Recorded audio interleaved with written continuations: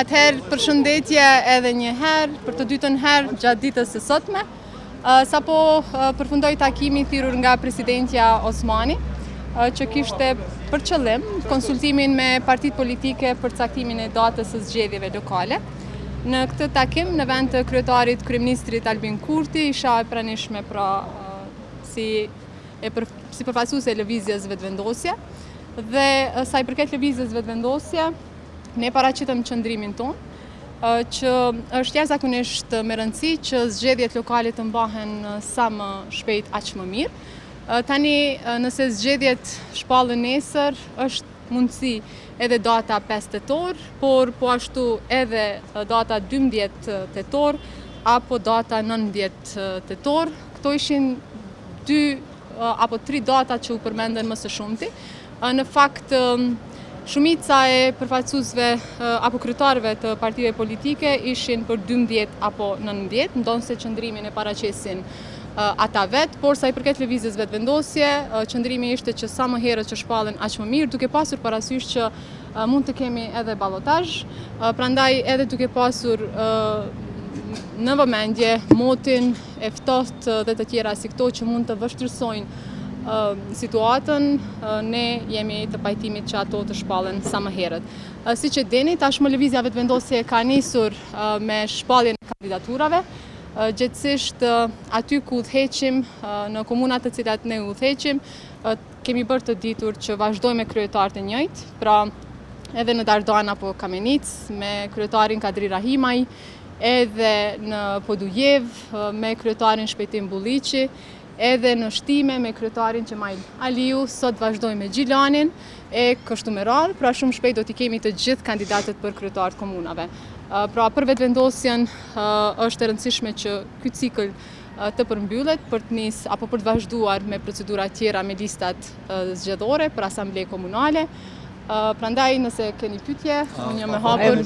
Për datën e zgjedhjeve, orët në një pajtueshmëri Lana? Tashmë presidentja me dekret e shpall datën e zgjedhjeve, sipas asaj që ishte në diskutim, është që duhet të konsultohet edhe KQZ-ja, për faktin se sipas informacioneve që i kemi, ata janë në përgatitje të disa rregulloreve përkatëse për zgjedhjet lokale, prandaj që të jemi në një linjë, që të mos ketë asnjë problem në këtë drejtim dhe që të zbatohen sa më strikt rregulloret që nxjerren nga ana e Komisionit Qendror të Zgjedhjeve.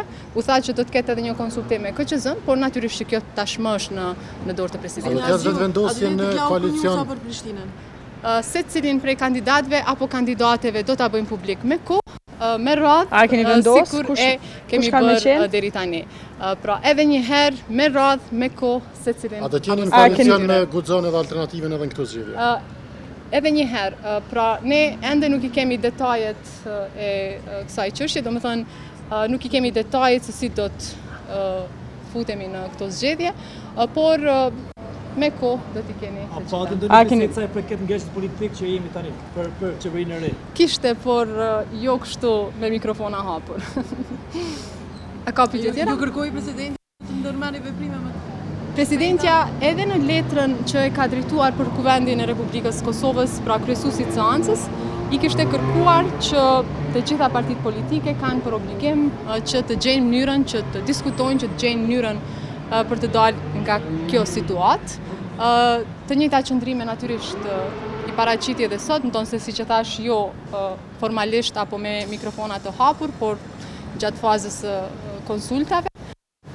Ishte një ide që të vazhdojmë që të shpallen zgjedhje të dyja, edhe ato të jashtëzakonshme, edhe bashkë me ato lokale. Si është Qëndrimi jonë është pra për neve është e rëndësishme që të konstituohet kuvendi, të votohet qeveria, por nëse sot ka qenë e 18-a seancë prej një majit, pra prej kur ka filluar propozimi për komisionin për votimin e fshet, nuk ka vullnet, atëherë ne nuk po shohim zgjidhje.